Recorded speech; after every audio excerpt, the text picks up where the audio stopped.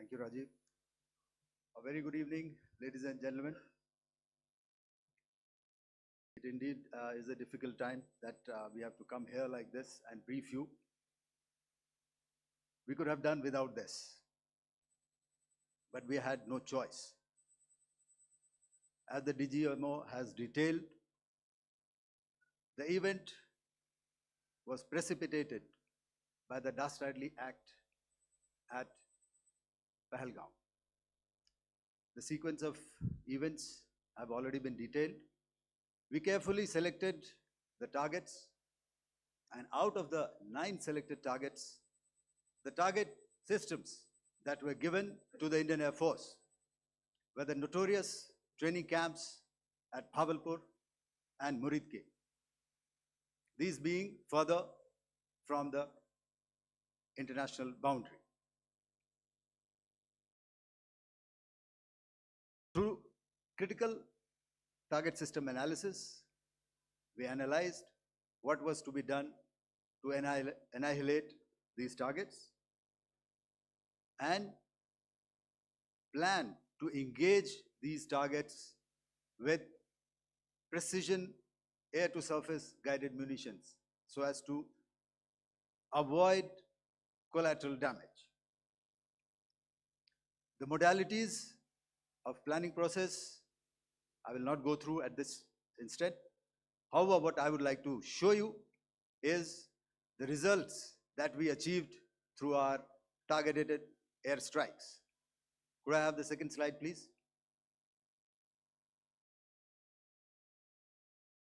Yeah, change, please.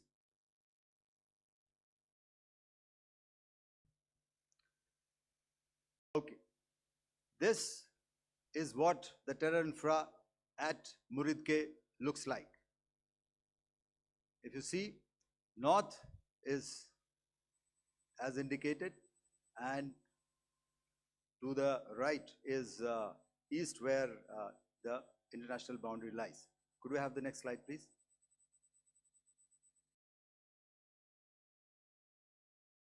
Orientating. Just go back one slide. Okay. Please have a look at this red building, the series of buildings out here, and this empty ground. Next. If you relate, the empty ground is here, and you see this is the first weapon that is impacting. This is the impact point number 1 on Muridke training camp with our precision guided weapon on early morning 7. Next, please. Keep your eyes glued for the second weapon coming in and the second impact on the selected target point. Next slide, please.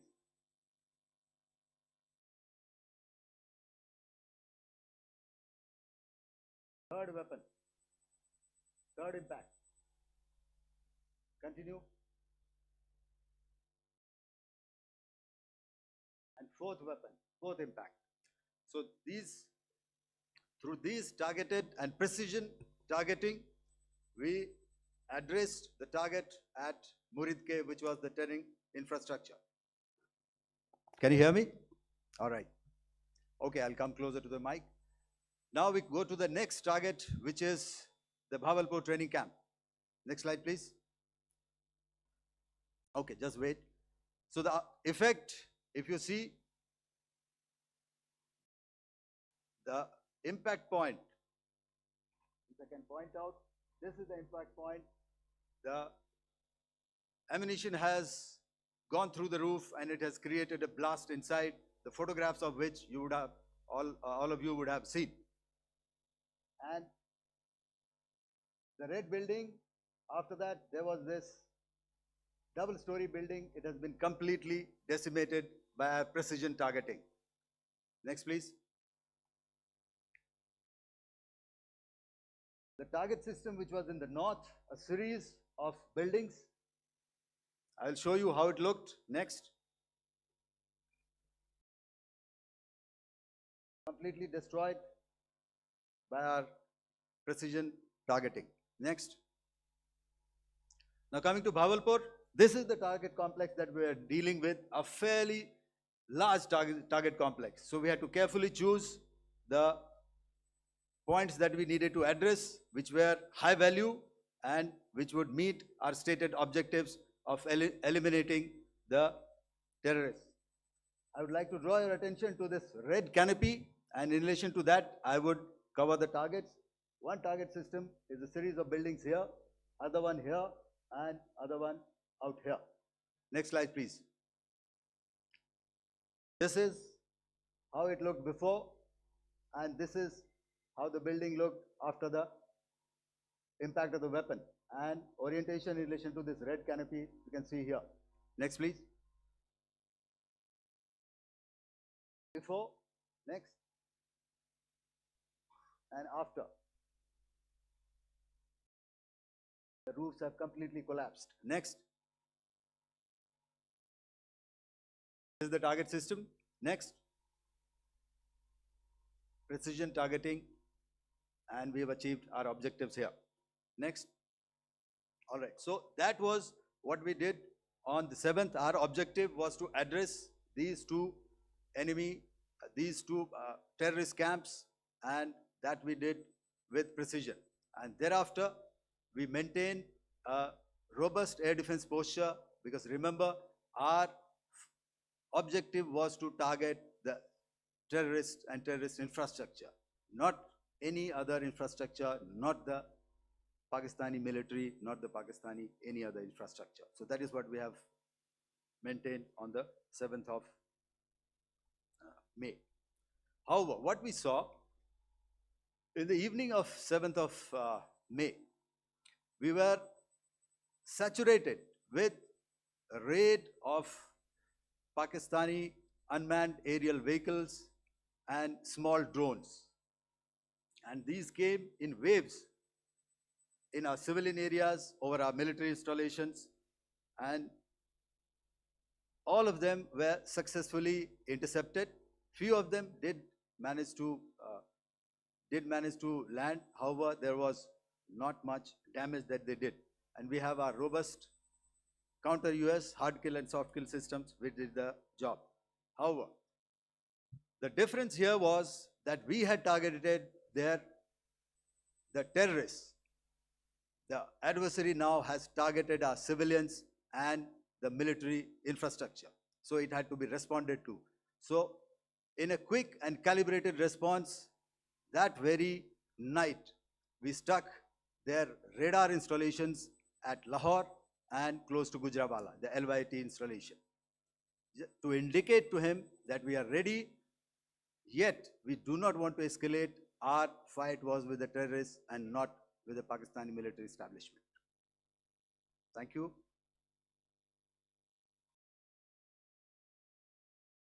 Thank you, Air Marshal Bharti. So, ladies and gentlemen, he's outlined operations not only on the night of 6th and 7th of May, when Operation Sindoor commenced, but also on the subsequent night. Being well aware and familiar with the congenital and impulsive nature of our adversary, and even though we did attempt to reach out and communicate our compulsions to strike at the heart of terror to my counterpart in the immediate wake of Operation Sindoor, the request was brusquely turned down, with an intimation that a severe response was inevitable and in the offing. We were, of course, prepared. Operations on the 7th and the 8th, Air Marshal Bharti spoken about. On the night of 8th and 9th of May, they flew drones and aircrafts into our airspace all across the borders and made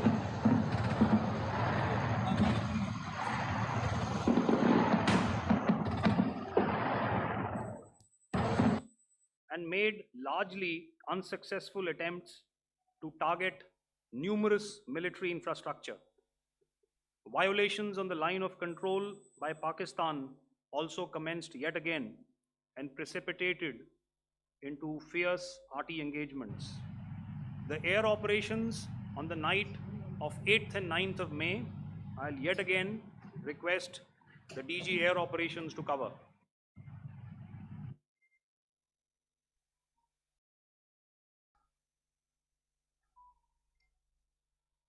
So I just covered what happened on the night of 7th and 8th. What we found that on the night of 8th and 9th, starting as early as 22:30 hours, our cities had a mass raid of drones, unmanned aerial vehicles, UCAVs, starting right from Srinagar, going down right up to Nalia. It was a mass raid in waves and it was relentless. However, we were prepared and our air defense preparedness ensured that there is no damage on ground or to any of the intended targets that the enemy might have planned for. The difference between 7th night and 8th night was that on 7th night, he sent in his Yeha class of UAVs. However, these UAVs can go some distance, they are armed. However, on the 8th, less numbers of armed UCAVs were there or UAVs were there, and more numbers of quadcopters, maybe for surveillance or just for harassment of civilians. This continued till midnight. Our air defense preparedness ensured that there was no damage on the ground, either to the military installations or to the civilians. However, the enemy had yet again shown that he wanted to up the ante and he wanted a fight, and we were up to the task.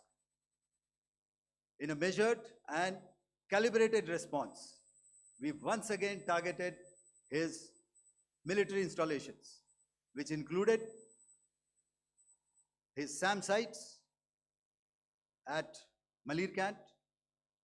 This also included his surveillance radar sites at Lahore and close to Gujranwala. These were suitably addressed, and thereafter his drone attacks continued even till morning, which we countered, and during the daytime there was some respite. Here I would like to bring out another aspect. What we found was that while the drone attacks were being launched from somewhere close to Lahore, enemy had allowed his civilian aircraft to also continue to fly out of Lahore. Not only his own aircraft, but international passenger aircraft, which is quite insensitive, and we had to exercise extreme caution, even at the cost of some tactical disadvantage, to ensure that there is no damage to any of the civilian aircraft. And this was also brought out in our press briefing during the day.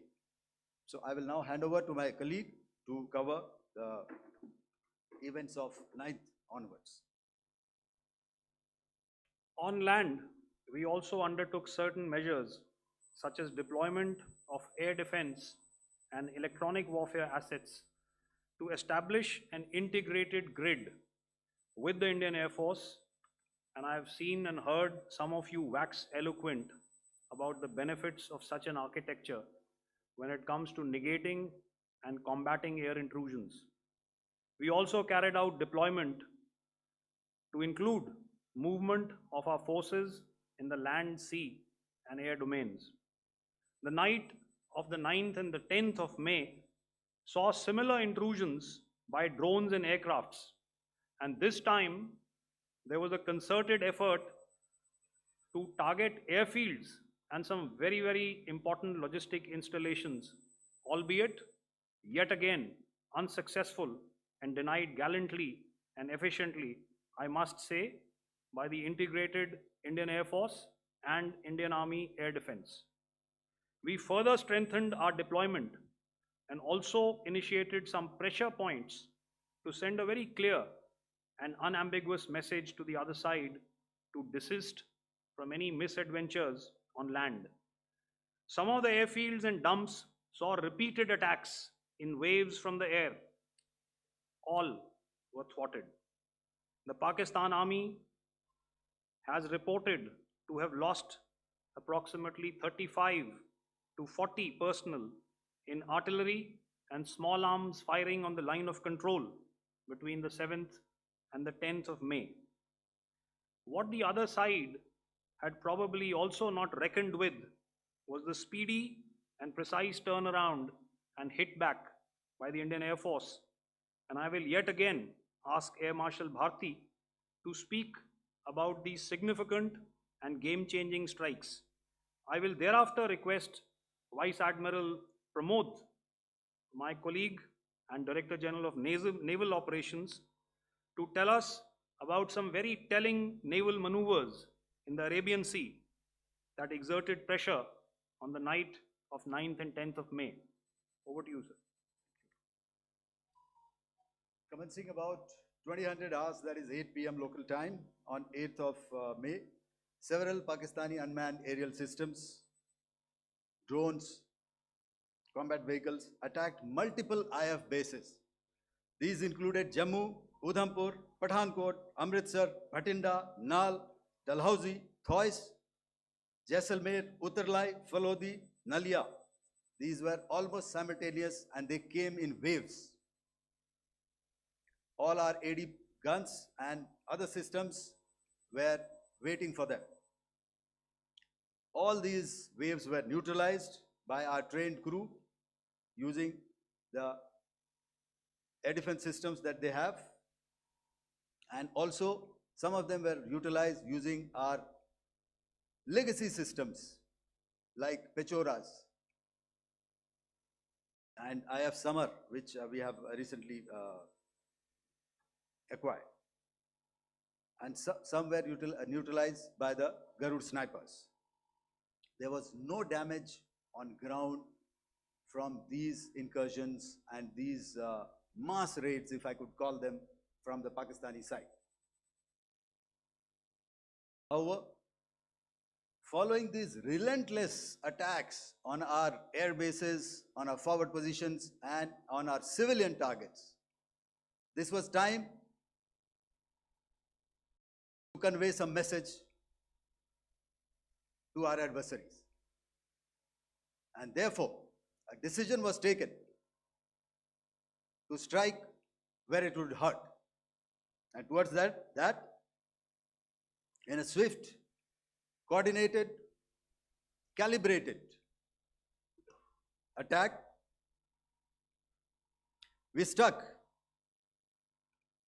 these air bases, command centers, military infrastructure, air defense systems across the entire Western Front.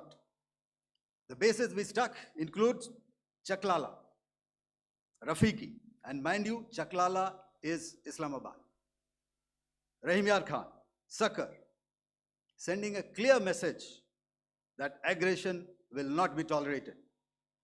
This was followed by strikes at Sargoda, Bholari, Jacobabad.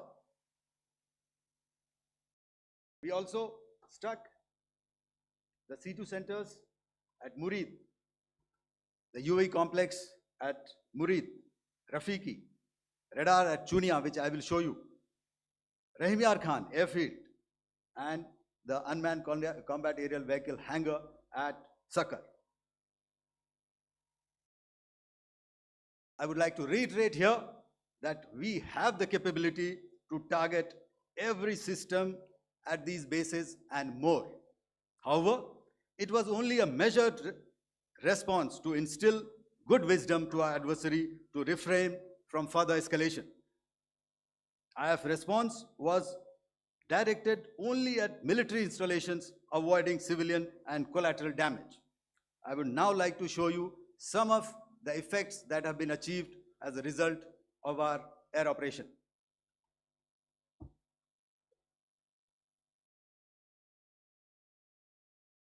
Here is the Pasroor air defense system, if you could see. Zoomed up view, this is the radar mounted on a high tower. And after the strike,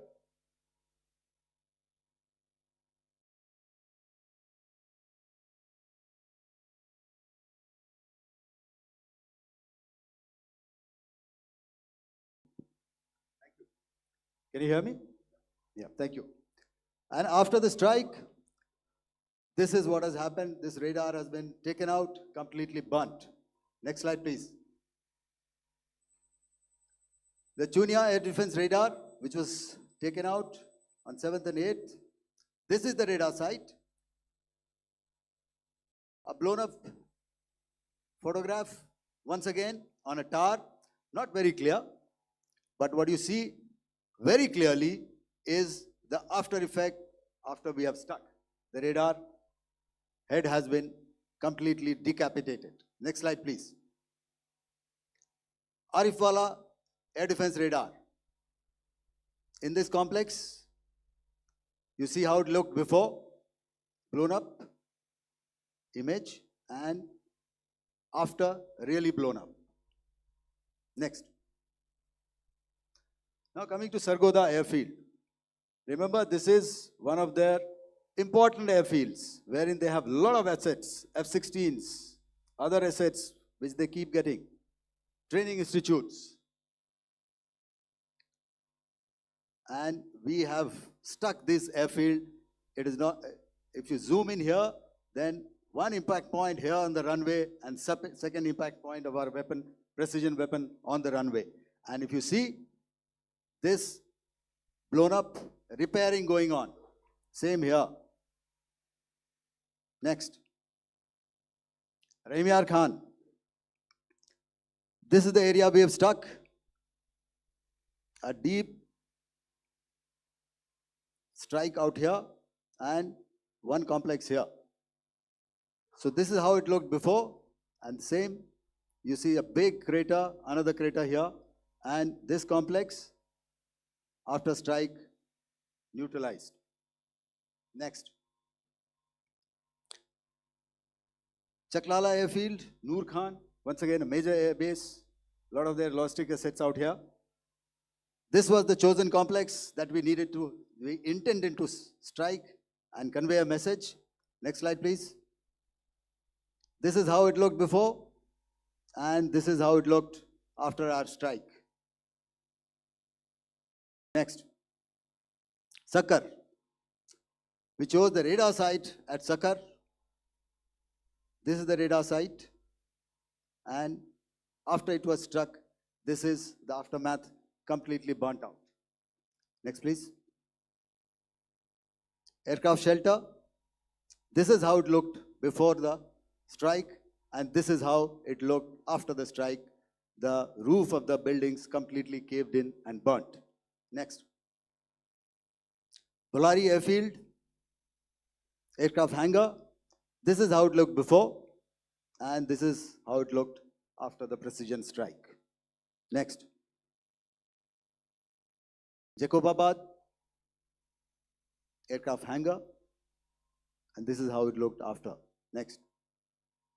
So what I'm trying to convey here, ladies and gentlemen, is to start with, our fight was neither with the Pakistani military nor with anybody else who's there on the other side. Our fight was with the terrorists.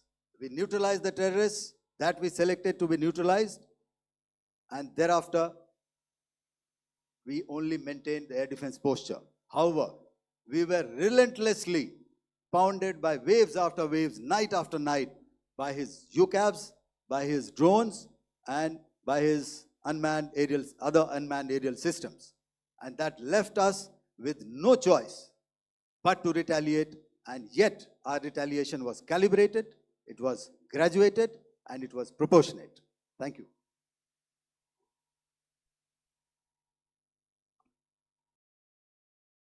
Good evening, ladies and gentlemen.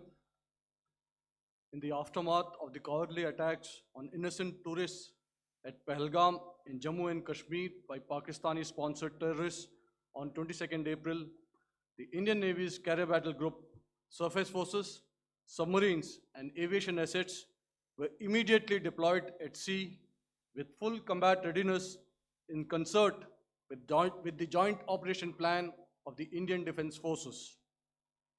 You may be aware that we tested and refined tactics and procedures at sea during multiple weapon firings in the Arabian Sea within 96 hours of the terrorist attack.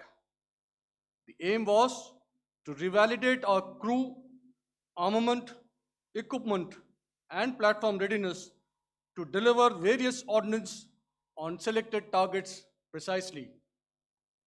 Thereafter, our forces remained forward deployed in the Northern Arabian Sea in a dissuasive and deterrent posture with full readiness and capacity to strike select targets at sea and on land, including Karachi at time of our choosing.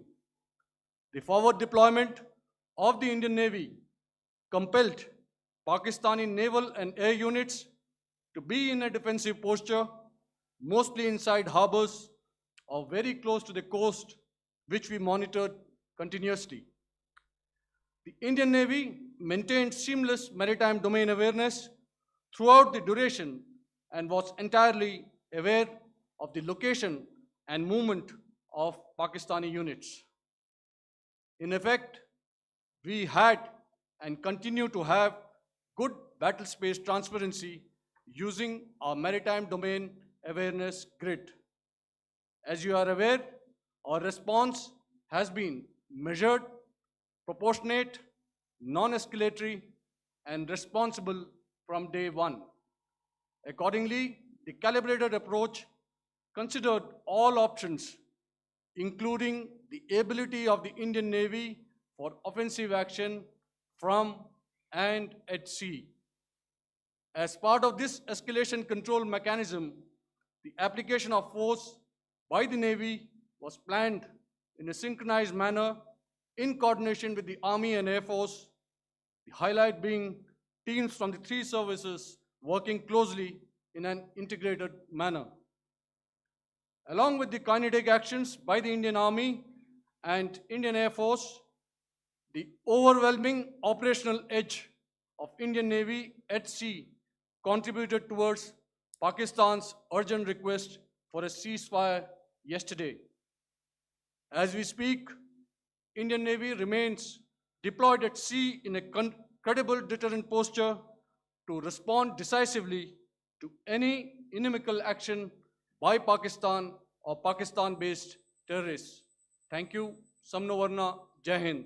Now I'll hand over to Director General Military Operations for further proceedings.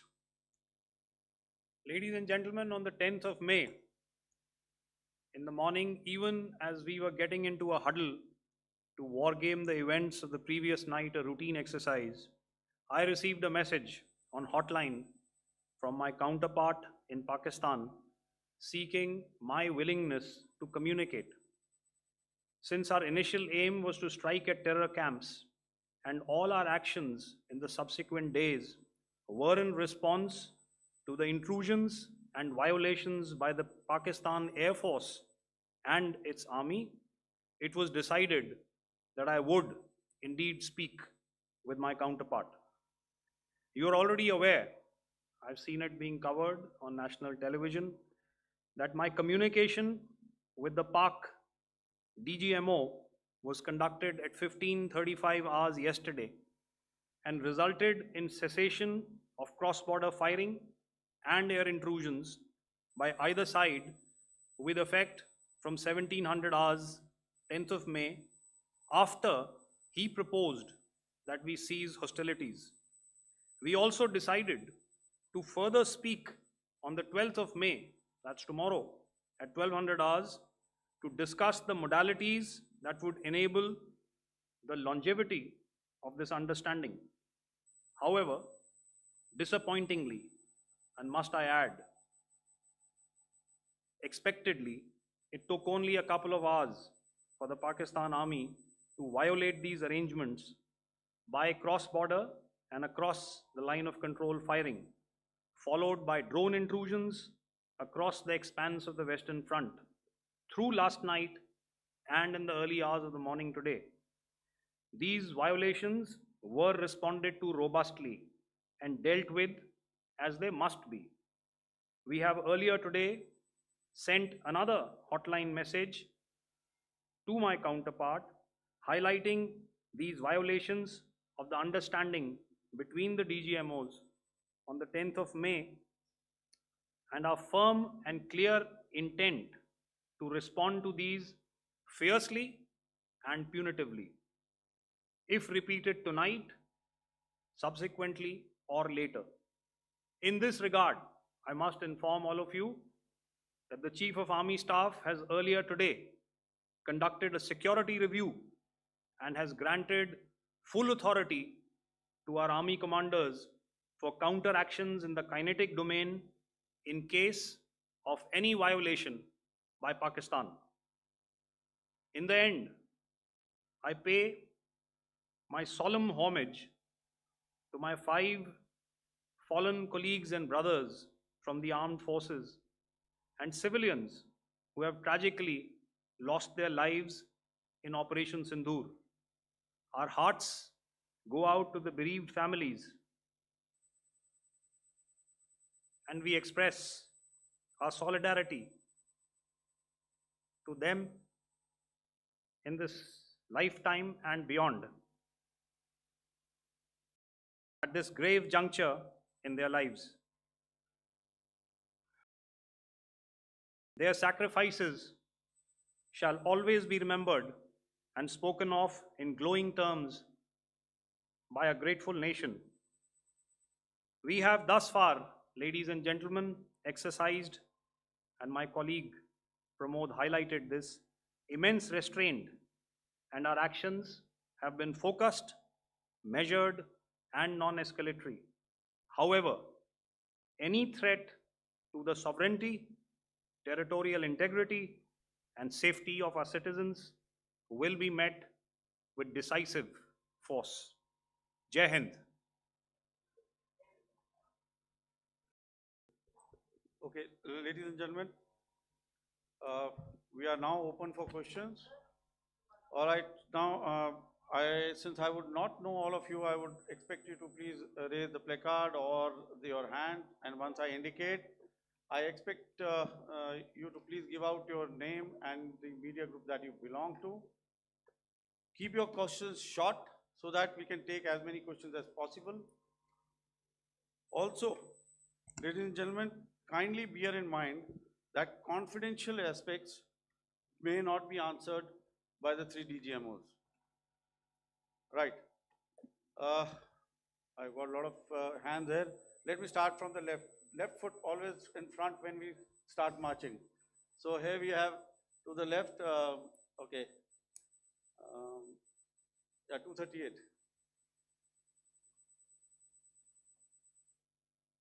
Hello. So this is Manas Pratimugyan from PTI, Press Trust of India. So the understanding that was reached yesterday on stopping the military operations and actions, was it for just 3 days? And what would be the cost escalation if there is violation of this understanding by the Pakistani side? And my subsequent question would be that we have a kind of ceasefire agreement with Pakistan that was finalized in 2003. So will there be some kind of similarities in frameworks between the two kind of understandings, 2003 ceasefire agreement and the current understanding on stopping military operations? And again, what would the cost that will be incurring on Pakistan if Pakistan again resorts to this kind of terrorist activities, because we have made it very clear that the cost will be very high. So I would like to have your thoughts on it. Okay, so I'll answer the latter part of the question first. I also want to add that while the initial ceasefire agreement, as you correctly pointed out, is of the 2003 vintage, but I must remind you that in 2021, in the month of February, and this was then when the crisis in Eastern Ladakh was also on, the 2 DGMOs had spoken and arrived at a ceasefire understanding that lasted right up until this unfortunate attack at Pahalgam. Once our Foreign Secretary had announced the decisions of the CCS in the immediate wake of that attack, he had announced certain measures, And then, of course, Pakistan had in turn made its own announcements. Since then, there have been certain violations of this ceasefire understanding. And of course, after the 7th of May, like I pointed out during my statement, that there have been numerous violations on the line of control especially, and of course along the international boundary by the Pakistan Army and the Pakistan Air Force. This understanding that we spoke about yesterday, no, it was not for 3 days. It was first to stop aggressive and hostile activities immediately, let that order and direction settle down for about 36 hours, and thereafter discuss modalities, like I said, to ensure its longevity. That is tomorrow on the 12th of May. But unfortunately, we had a violation starting at approximately 1900 hours last night, and we've sent a communique, like I said, to the Pakistan Military Operations Directorate, and we will await what happens tonight. All right. I will. The cost escalation, I mean, I'll leave it to your best imagination. I've already said that the response will be fierce and punitive. Now, the right foot forward. Yeah.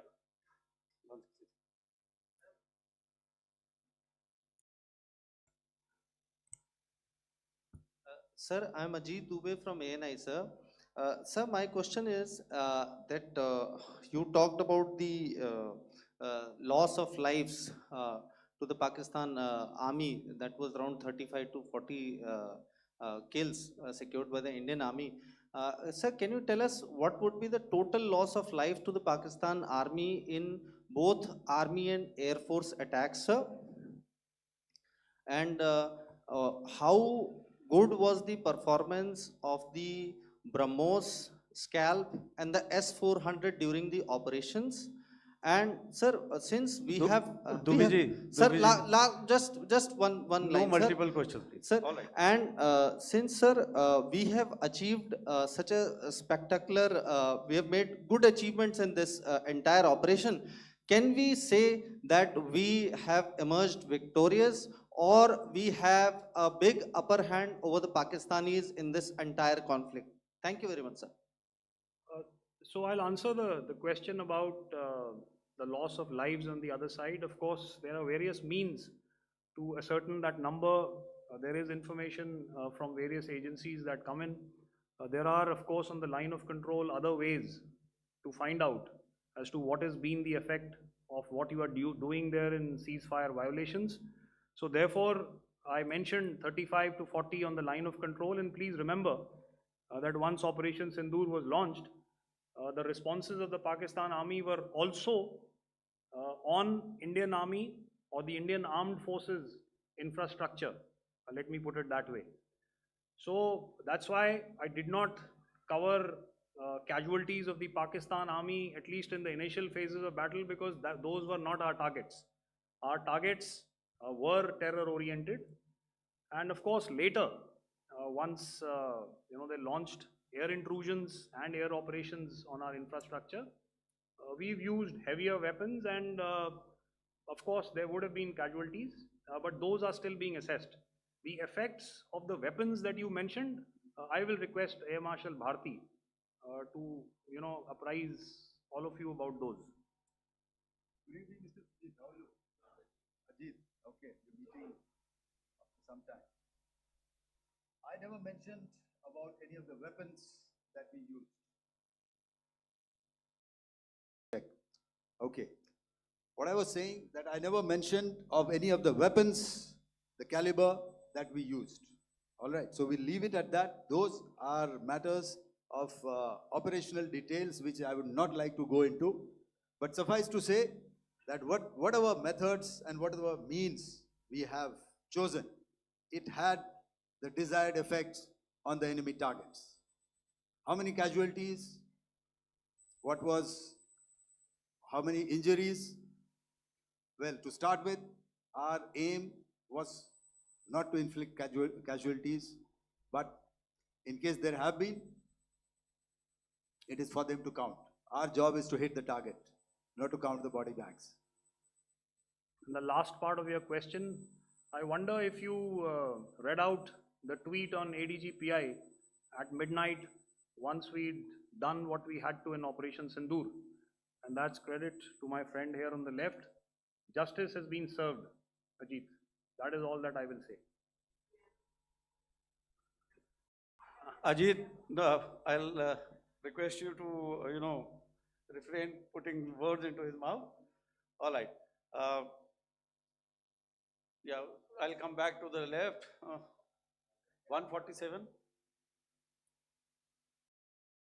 Sorry, 47. No, 47. Did I see it here or? Yeah. Good I evening, saw it there. gentlemen. Sorry, 147, I saw it there. Sorry. Yeah, since I've already said 147, start please. Hi, sir. Good evening. This is Shivam Patel from Reuters News Agency. Thank you for giving me the opportunity. My question, sir, is how many military targets did Indian Armed Forces strike in Pakistan in response to the attacks from Pakistan? How were these targets selected? And how many troop casualties have been there in total on both sides, if you give details? Thank you. I'm sorry, where are you? I haven't Yeah, spotted his. he's to the Yeah, right side. okay. Can you just repeat that for me, please? Sure, sir. So my name is Shivam Patel. I'm from Reuters News Agency. My question is, how many military targets in total did the Indian Armed Forces strike in Pakistan in response to the attack from Pakistan? How were these targets selected? And how many troop casualties have been there on both sides, if you can? So you're speaking of the targets that I mentioned in the wake of the attack at Pahalgam, right?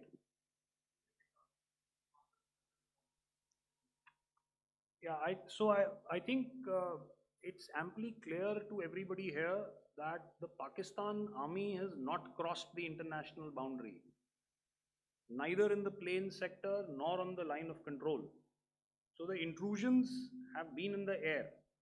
There have been certain attempts on the line of control when ceasefire violations have been on to try and infiltrate and carry out and perpetrate activities that we are all very well familiar with. Whether these are by terrorists or by the Pakistan army or its special forces and commandos is difficult to say, but each of these have been effectively thwarted.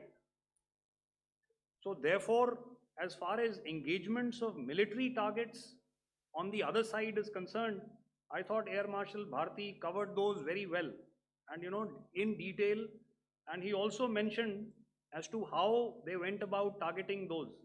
I think those images were very clear and very, very graphic in telling us as to what we needed to hit. And you'll remember right at the outset, I said that we even went into what was the construction in each of these locations, and therefore decided on the vector that had to be utilized.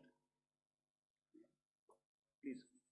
Okay, if I could add to what the DGMO has said, I have already detailed the targets. Now, whether it is X numbers or Y numbers is that is immaterial. And what damage have we inflicted? You have seen. What are the casualties on the other side? As I said, that is for them to count. As far as we are concerned, from the air defense side, if they had a choice, they would have definitely come in. They are fighters, there are more numbers of UCAVs. It is not that they did not intend to come in. It is only that our robust AD posture prevented them from coming in. So that must be known, and that must be realized by all the audience here. Yeah, I'll come to the left now, 24.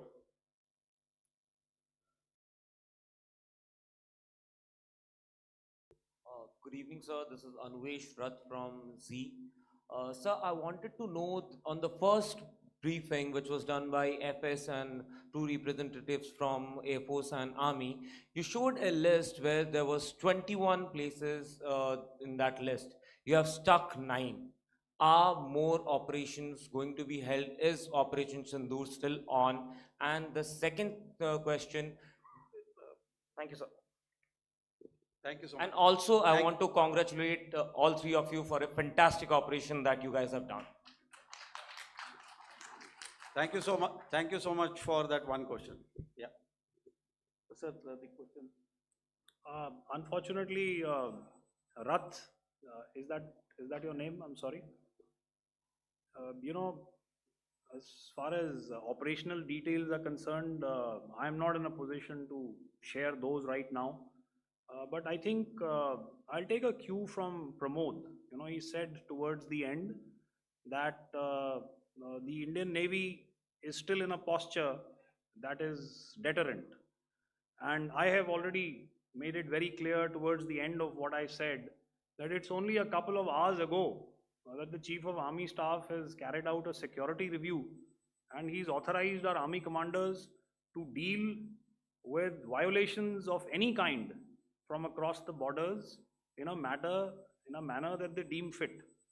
So again, to reiterate, the response will be fierce and it will be punitive.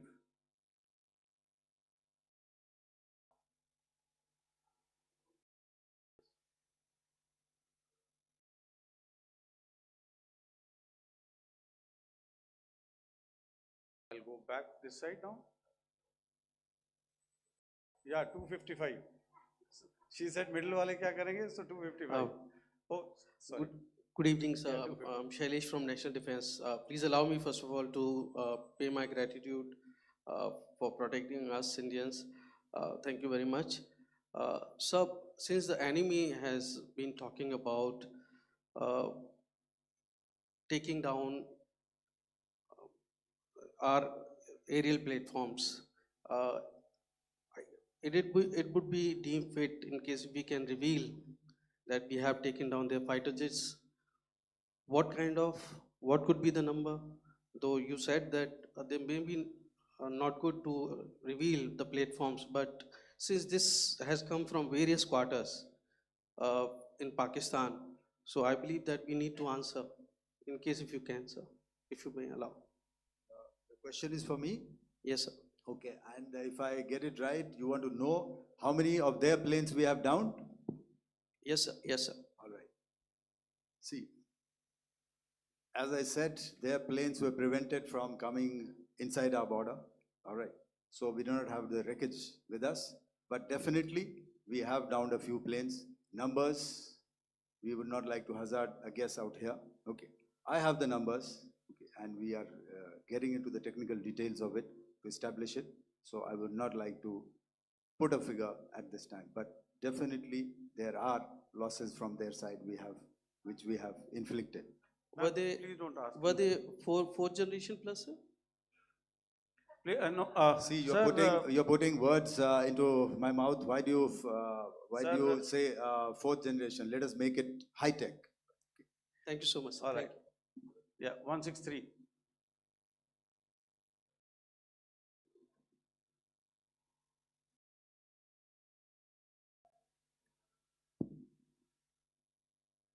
तो मैं मंजीत नेगी हूँ आज तक से। मेरा सवाल ये है कि इस पूरे ऑपरेशन में जो आतंकी ठिकानों को निशाना बनाया गया, क्या नंबर्स कुछ बता सकते हैं कितने आतंकी मारे गए? कुछ नाम सरकार, मतलब कुछ नाम मीडिया में आए भी हैं जो बड़े उसके मास्टरमाइंड थे। और एक सवाल जो आज एयरफोर्स ने भी एक ट्वीट किया कि ऑपरेशन सिंदूर अभी जारी है और सरकार की तरफ से भी कहा गया। और पिछली बार जब विदेश मंत्रालय की प्रेस कॉन्फ्रेंस पहली हुई थी, उसमें वो लिस्ट दिखाई गई थी कि 21 टेरर कैंप आइडेंटिफाई किए गए हैं। तो क्या जो बाकी बचे हुए टेरर कैंप हैं उन पर भी कार्रवाई होगी? और एक नंबर अगर आप बता पाएं कितने टेररिस्ट मारे गए? Manjeet ji, 3 questions. The third one has just been asked here before. So 21 this thing. So I'll request the first two to be answered so that we have more number of people who can ask. Manjeet, जब मैंने statement दिया तो मैंने शुरू में ही कहा कि जैसे ही ऑपरेशन सिंदूर कॉन्सेप्चुअलाइज हुआ तो हमारा जो पीछे की कार्रवाई होती है स्पेड वर्क और टारगेट्स को आइडेंटिफाई और एनालाइज करने की कार्रवाई शुरू हो गई थी। मैंने जब स्टेटमेंट दिया तो मैंने बताया कि बहुत सारे थे, हमने 21 दिखाए होंगे और भी हैं, लेकिन वो लिस्ट फिल्टर करते करते 21 तक पहुंची। अब क्या आगे एंगेज किए जाएंगे? अगर ज़रूरत पड़ेगी तो ज़रूर एंगेज किए जाएंगे, लेकिन मैंने बताया कि इस समय जो इंट एजेंसीज ने हमें बताया कि फलाने कैंप में प्रेजेंस है, हमने उनको एंगेज किया। कुछ नाम मैंने लिए, कुछ नाम अभी पुख्ता किए जा रहे हैं। मैंने आपको बताया कि जो इंट एजेंसीज ने अभी तक असेसमेंट किया है, उसमें उन्होंने कहा है कि तकरीबन 100 से ज़्यादा मारे गए हैं। और एक आज आपने तस्वीर भी देखी कि काफ़ी प्रोमिनेंट जो फ्यूनरल था, काफ़ी प्रोमिनेंट एक जो हस्ती हैं वो ऑर्गेनाइज कर रहे थे, और उस फ्यूनरल में और कौन कौन लोग अटेंड कर रहे थे वो तो आपने देखा ही। तो आप लोग सब समझदार हैं, और मुझे ये कहने की ज़रूरत नहीं है कि इन लोगों को कहाँ से सपोर्ट मिल रहा है। अगर नहीं मिल रहा होता तो ऑपरेशन सिंदूर नहीं होता, तो उसी की वजह से है ये ऑपरेशन। तो मेरे ख्याल से मैंने आपके सारे सवालों का जवाब दे दिया। Ma'am. Sir, next is from 17. Sir, मेरा नाम अंजू निर्वाण है, TV9 भारतवर्ष से। सर, मेरा सवाल ये है कि ऑपरेशन सिंदूर में हमारी जो इंडियन नेवी है उसके बारे में सर थोड़ा सा बताएं कि किस तरह की उसकी भूमिका रही, क्योंकि हमने इस दौरान सर देखा कि बहुत सारी स्पेकुलेशन भी रही और ये बोला गया कि कराची तक हमारी नेवी ने ऑपरेशन किया है। तो सर इस पे थोड़ी सी क्लैरिटी चाहिए। और सर हमने कौन कौन से फाइटर एयरक्राफ्ट डाउन किए हैं, अगर उसका भी थोड़ा सा क्लैरिटी मिल जाए तो अच्छा रहेगा। तो मैं आपका पहले सवाल का जवाब दूंगा। I will make few sentences and leave it for your imagination. First of all, as I mentioned, we have quantitative and qualitative edge to deliver a massive blow to our adversary, and we completely dominate in the maritime front. Indian Navy's action is part of the escalation ladder mechanism which we have worked out amongst 3 services. This time, if Pakistan dare take any action, and Pakistan knows it, what we are going to do. That's all. आपके सवाल का जवाब मैं पहले दे चुका हूं। आपके सवाल का जवाब मैं पहले दे चुका हूं, इसलिए मैं बस उस तक ही सीमित रखूंगा और इतना कहना चाहूंगा कि आने वाले दिनों में आपको खुद ही पता चल जाएगा, और ऐसी बातें छुपी नहीं रहती हैं, तो पता चल जाएगा। So at this time we'll just let it be. Okay, ladies and gentlemen, we have 1 or 2 more questions, sir. So please, they are going to be outside. You can speak to them there also. 104, 104.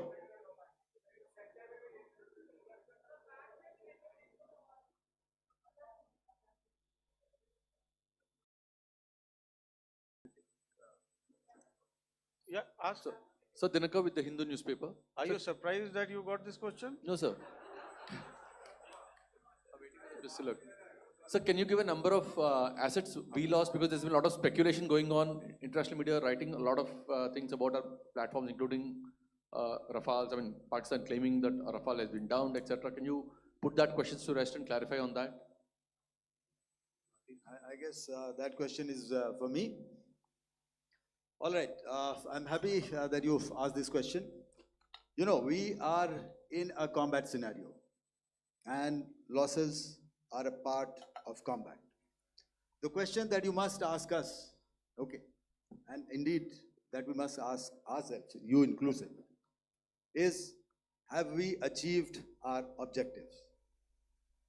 Have we achieved our objective of decimating that terrorist camp?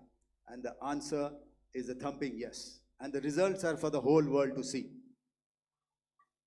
As for the details, what could have been, how many numbers, which platform did we lose?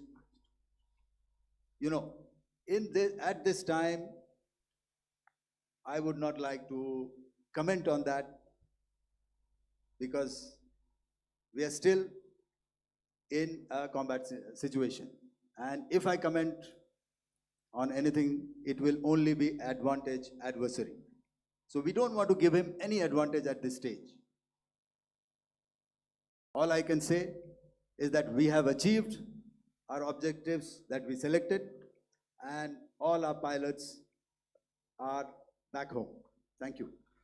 Okay, hold, please don't, please be civil here. So we'll have 220 now. Hello sir, this is Anita Chaudhary sir from Swadesh newspaper. मेरा सवाल है, क्योंकि ये हमारे जो पहले जो action रहा वो आतंकवाद के खिलाफ रहा, तो आतंकवाद में अजहर मसूद की तरफ से एक बयान जारी किया गया था जिसमें उन्होंने कहा कि हम इसका बदला लेंगे और जाल जाल रुलाएंगे।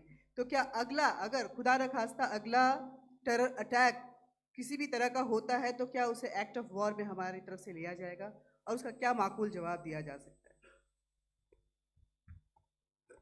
मेरा इसमें सिर्फ एक ही जवाब है आपके लिए कि हमने अपनी कार्रवाई करी। हमने उसके बाद मैंने अपने स्टेटमेंट में भी बताया कि ये कम्युनिकेट करने की कोशिश करी कि हमने इस तरीके से ये जो स्ट्राइक्स हैं वो क्यों की। लेकिन जो हमारा एडवर्सरी है उसने जैसे मुनासिब समझा वो कार्रवाई करी। तो आपने देखा कि ये जो एक्टिविटीज़ चल रही हैं 3-4 दिन से, ये कोई